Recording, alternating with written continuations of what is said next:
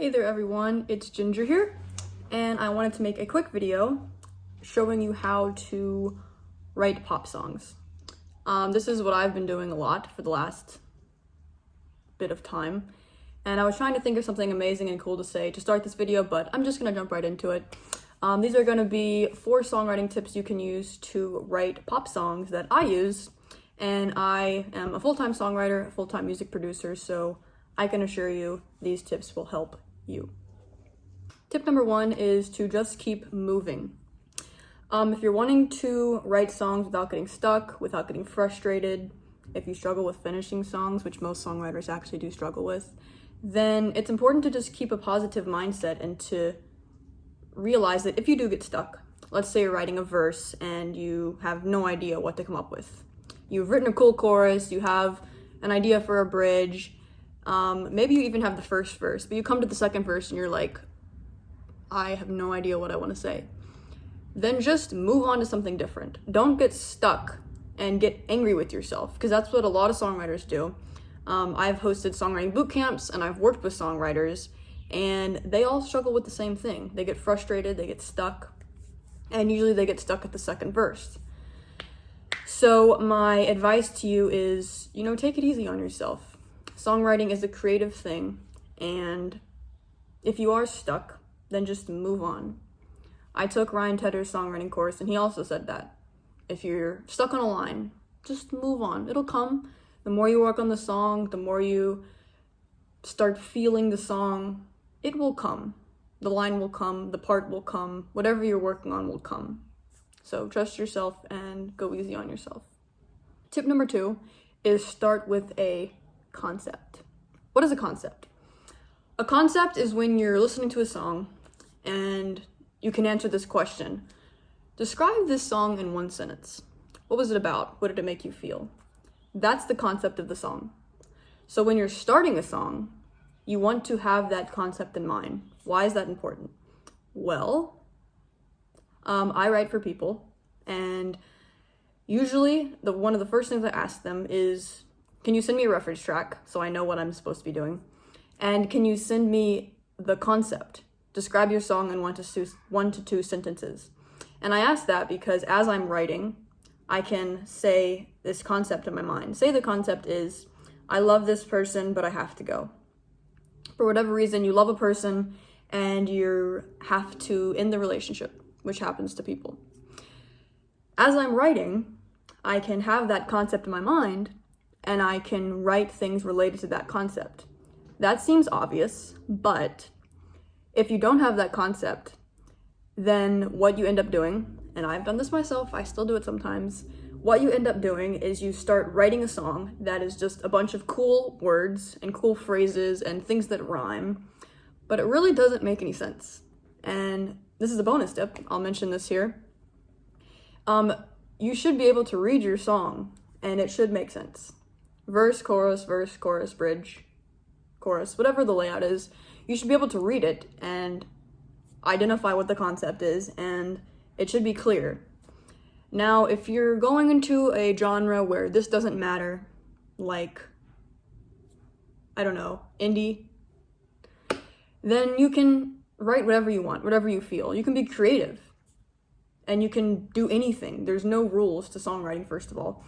But in pop, if you want to get on the radio or playlist or whatever, then there needs to be some kind of structure and some kind of concept that makes sense. And why is that?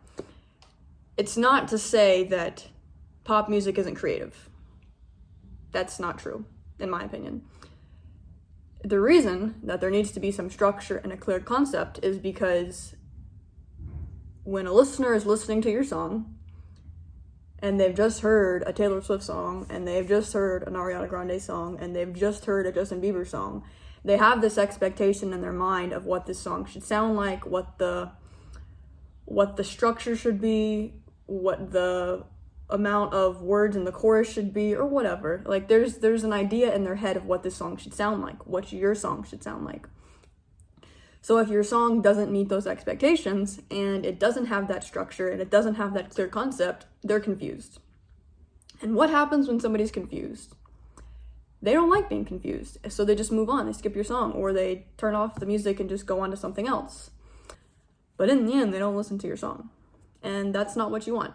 So it's important to keep that clear concept, a clear idea of what your song is about, and you should be able to read your song from top to bottom, like I mentioned in my bonus tip number 2.5.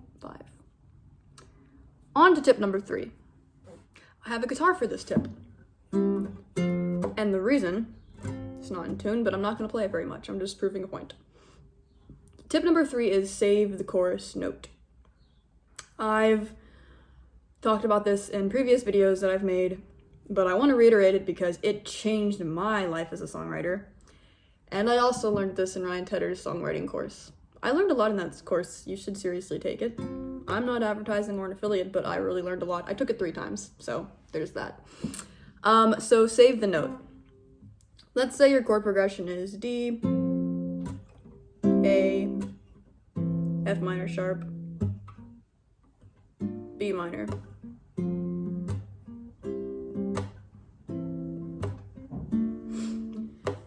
Let's say your chorus is going to be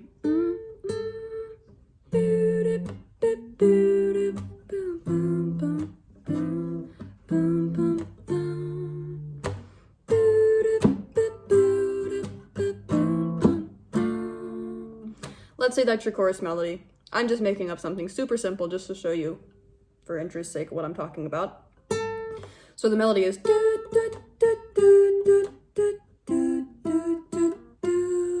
that's the melody. When you're writing your verses, this is a great tip because a lot of the times you come up with your chorus melody first. Or at least songwriters I've worked with do that, and I do that myself.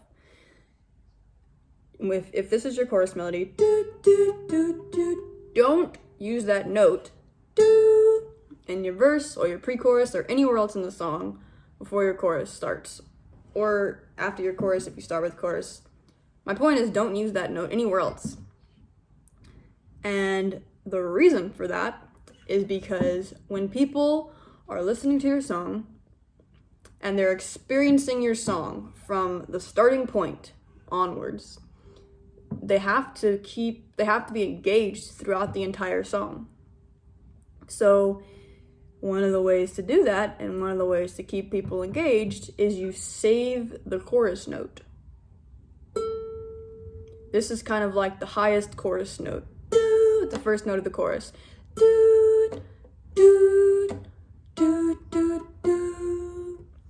So when you have a verse, it should not use that note, because when they get to the chorus, they hear this note for the first time. And they're like, oh, here's the chorus. Here's something new. This is cool. I'm going to keep listening. That's what their subconscious says. So your verse can be anything else but that note.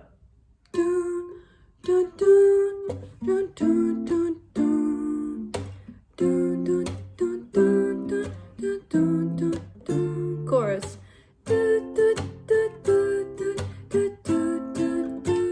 Something new. That's my point. So, save the chorus note.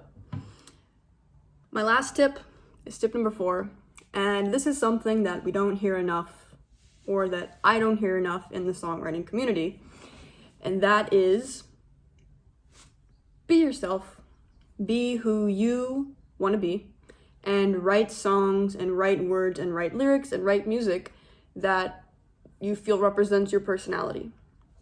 And when you're singing, if you're a singer, sing in a voice that represents you.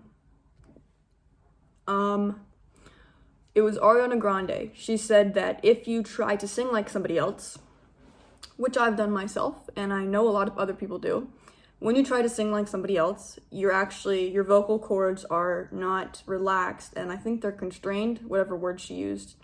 But it just means that your vocal cords are not relaxed enough to sing, and they sound constrained. And that's not what you want when you're a vocalist. And I feel like it's the same creatively. If you're trying to write like somebody else, or you're trying to write words and lyrics that you don't feel like really represent you, then I feel like listeners can hear that you're not being yourself. Like, they can hear that. And so I listen to pop music, I listen to music, and I hear a lot of people that sound the same. And it's cool, you know, to sound like everyone else, to sound hip, to sound up to date on the trends. But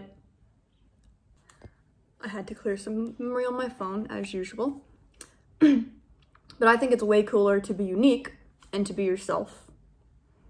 So I'm going to end it on that. And I hope you enjoyed these tips. If you feel like they helped you, then send them to another songwriter who may benefit from this as well. Since music is all about sharing and songwriting tips is all about sharing. Seriously though, I feel like this could help people, so that's why I made the video. Anyways, that's it from me. I have a songwriting / production course I'm putting together in my mind. And if you're interested, you can click on the link below and give me your email, and I'll just let you know as things progress. I might even ask for your feedback for what you would like in the course, so I can cover things that you want to hear, which I think you would find interesting. So then you would like the course and learn something from it. Yeah, so if you're interested in that, drop your email and just, yeah, I might ask some questions about what you want to see in a course, what you're struggling with most, things like that, so I can help more people. Have a great day. If you have a question, I'll answer it. Cool. Peace out, amigos.